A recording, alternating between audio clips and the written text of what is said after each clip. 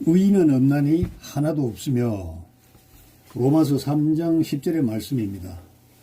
기록된 바 의인은 없나니 하나도 없으며 11절 깨닫는 자도 없고 하나님을 찾는 자도 없고 12절 다 치우쳐 함께 무익하게 되고 선을 행하는 자는 없나니 하나도 없도다. 여러분, 로마서 3장 10절의 이 말씀, 의인은 없나니 하나도 없으며, 이 말씀은 우리 몸에 붙은 그 틀니처럼 또 심장에 박아놓은 스탠스처럼 우리의 영육에 착근되어서 필요할 때마다 사용하는 말씀입니다. 사실은 뜻을 알기보다는 우리가 사용하기에 적합하고 또 이게 그 글 자체가 운율이 좋아요. 뭐 칠언절구 비슷하게 돼 있죠. 기록된 바 의인은 없나니 하나도 없으며. 자, 믿었던 사람에게 배신당하였을 때, 공들여 키운 자식에게 서운한 일을 당하였을 때, 수십 년 교제한 벗인 줄 알았는데 글쎄 이 인간이 나의 뒤통수를 치네. 또 위험을 무릅쓰고 사랑한다 고백하면서 보호해 주었던 그녀와 그 남자에게 배신당했을 때, 또 있죠. 만인의 존경을 받고 있는 사람들, 목사님, 스님들, 각종 지도자 등등, 저 사람은 그러지 않겠지, 저분이라면 해결해 줄 수 있겠지 하고 찾아가서 정성도 다하고 또 열성도 다하고 시간과 물질도 나름대로 들였건만 돌아오는 것은 냉랭한 반응일 경우에, 하여튼 자기 생각과 정성과 들인 공에 비해서 전혀 다른 엉뚱하고 생뚱맞은 결과를 맛보았을 때 쓴웃음 지으면서 때로는 어리석거나 너무 순진했던 자기의 가슴을 이렇게 두드리면서 애써 자위할 때 어김없이 사용하는 말이죠. 기록된 바 의인은 없나니 하나도 없으며. 이 경험 해보지 않은 사람은 아무도 없을 겁니다. 누구든지 제가 간단하게 드렸던 이 사례 중에서 하나 내지 두 개, 세 개 다 겪어봤을 겁니다. 의인은 없나니 하나도 없으며. 여러분, 소문난 잔치에 먹을 것 없고 소문난 사람에게 실망이 큰 것은 자명합니다. 진리의 말씀을 찾아서 산 넘고 강 건너서 두루두루 다니다가 이단의 영역에까지 들어갔다가 뜨거라 하고 도로 돌아 나온 사람이 무척 많죠. 또 거의 대부분은 돌아 나오지도 못하고 거기에 포로가 되어서 일생을 거기서 죽치면서 망해버립니다. 이단은 간장게장의 원리와 같이 쪽쪽 다 빨아먹고 뼈까지 아작아작 씹어서 먹은 다음에 버립니다. 버려야 비로소 나올 수 있는 것이 이단입니다. S교단, 또 여러가지 큰 교단 수십만 명, 성도 100명을 자랑하는 그런 교단 말고 골목에 그 계집같이 조그마한 교회 문패에 달아놓고 그 성도들을 홀켜서 진짜 피와 땀과 살을 빼먹는 사람들이 무척 많습니다. 제가 많은 사람을 보고 제가 목격을 했습니다. 저는 시편 1편 1, 2절의 말씀을 받은 이후에 성경을 공부하고 성경의 말씀이 이루어지는 현장을 탐방하고 탐구하러 다닌 세월이 20년입니다. 지금 기억에 남는 말이 하나 있습니다. 대구 삼덕교회 원로 권사님인데 제게 이런 말을 했습니다. 가봤자 별 볼 일 없대이. 네가 찾아가는 그 목사도 사람일 뿐이대이. 오직 성령님께 기도해래이. 뭐 이런 말을 했어요. 그때는 제가 불쾌했죠. 아니 왜 내가 노력하는데 당신이 뭔데 내 앞길을 막어. 이렇게 불쾌했어요. 그런데 저도 연륜이 쌓이고 이 교회 경험이 벌써 10단위가 넘어가고 하니까 저도 이제 본 거 많고 겪은 게 많잖아요. 하하 웃습니다. 제가 하는 얘기가 있죠. 경험을 이기는 박사는 없는 것 같아요. 제가 사석에서 아주 친한 사람들에게 하는 말이 있습니다. 사도 바울이 다시 환생해 온다면 우리나라 권사님들 이길 수 있을까? 바나바는 분명히 질 거고 사도 바울 같으면 이기지는 못해도 비기기는 할까? 뭐 이런 농담을 합니다. 제가 이 말씀을 다른 그 번역 성경을 두루두루 찾아보았는데 조금 색다른 번역이 있어요. 공동 번역에는 성서에도 이런 말씀이 있습니다. 올바른 사람 없다. 단 한 사람도 없다. 새 번역에도 성경에 이렇게 기록되어 있습니다. 의인은 없다. 한 사람도 없다. 킹 제임스 성경은 비슷합니다. 이것은 기록된 바 의로운 자는 없나니 단 한 사람도 없으며, 현대어 성경은 성경에 기록된 그대로입니다. 어리석은 자들은 뻔뻔스럽게도 하나님이 어디 있느냐고 말도 잘도 합니다.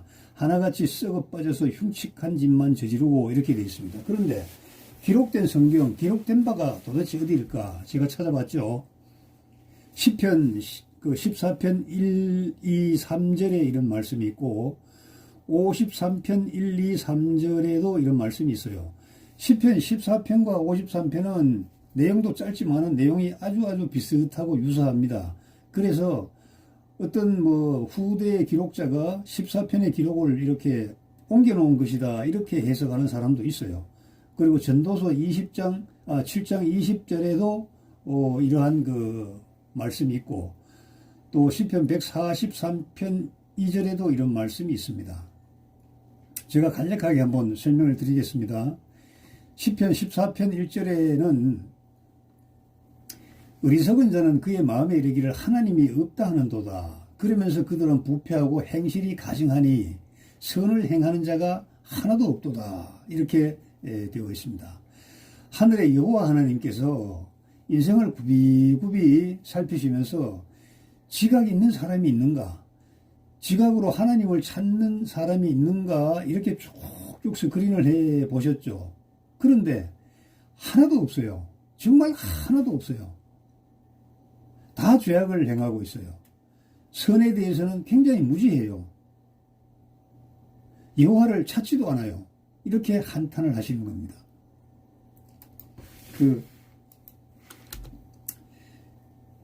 또 시편 53편에도 이제 같은 내용이 있는데, 이것은 슬픈 노래인데 마할랏이라는 그 슬픈 은율에 맞추어서 슬퍼서 부르는 노래입니다.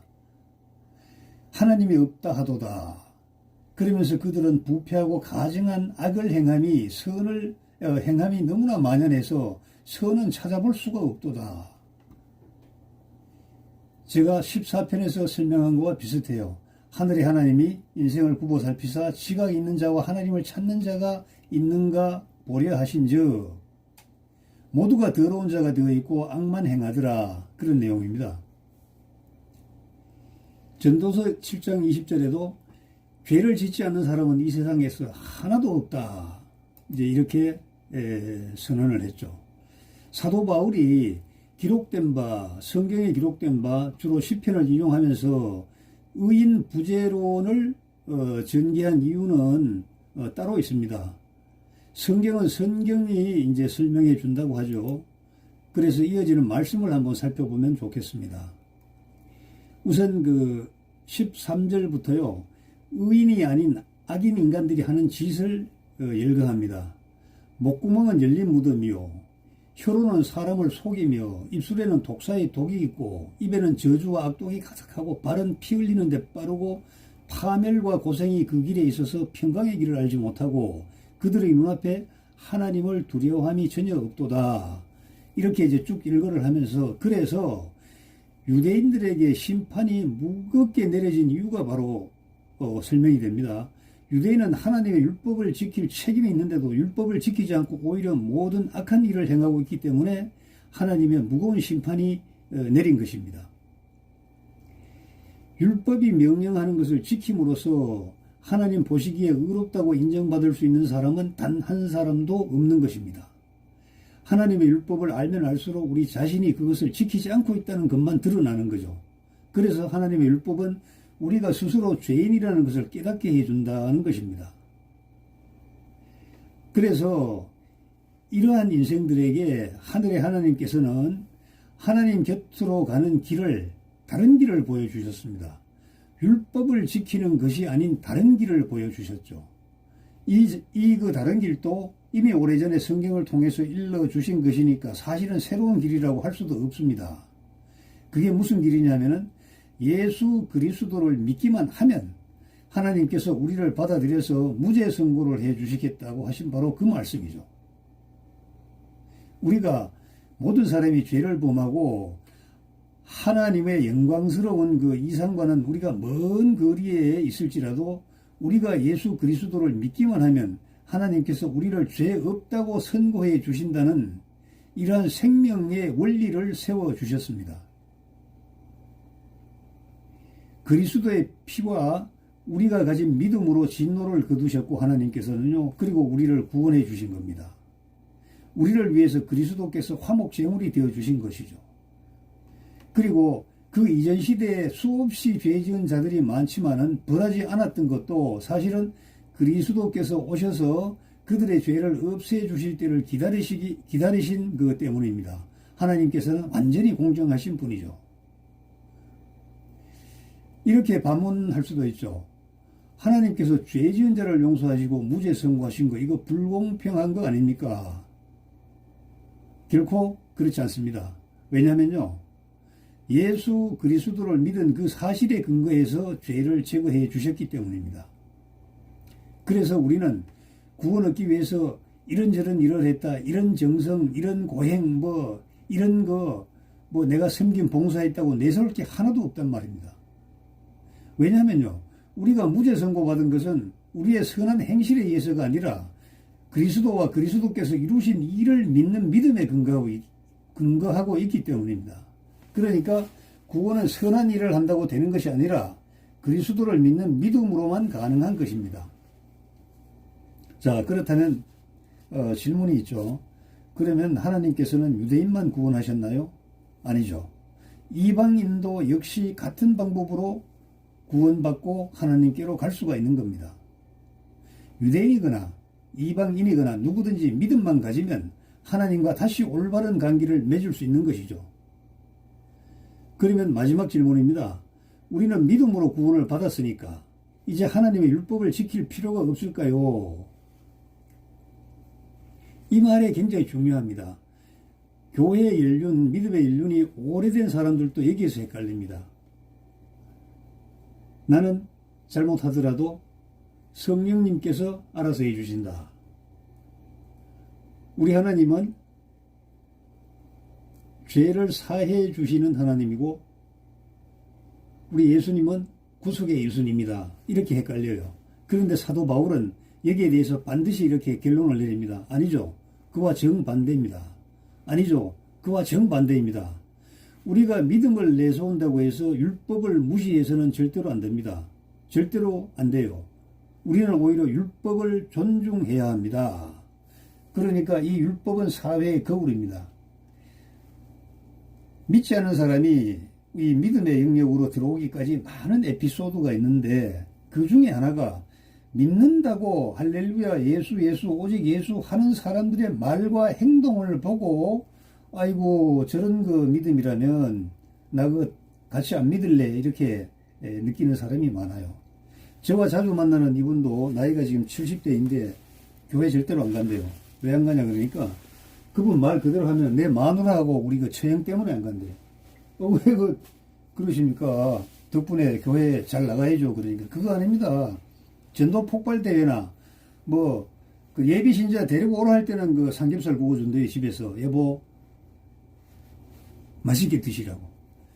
그리고 데려갔다 오면 그 다음 날부터는 밥도 안 준답니다. 그러면서 이 사람은 가까이서 하고 다른 사람도 아니래. 내 마누라 내 처형하는 꼬라지를 보면은 그게 무슨 예수의 은총이 들어있겠냐. 이렇게 이제 자기는 생각한답니다. 물론 과한 생각이죠. 하여튼 우리는 여기에 대해서 분명하게 알아야 됩니다. 우리가 믿음으로 구원을 받았다고 해서 세상 율법은 다 쓰레기야. 필요 없어. 분쇄기에 넣어서 갈아치워야 돼. 아닌 것이죠. 우리의 거울입니다. 우리의 행실을 우리가 볼 수 있는 그 반면교사의 거울이 되는 겁니다. 꼭 율법이 아니라 나를 둘러싼 사람들이 나를 대해서 나를 향해서 보내는 그 시선의 매서움, 그 다음에 그 입술에서 나오는 그 할 듯 말 듯한 그 속에 숨어있는 말 한마디,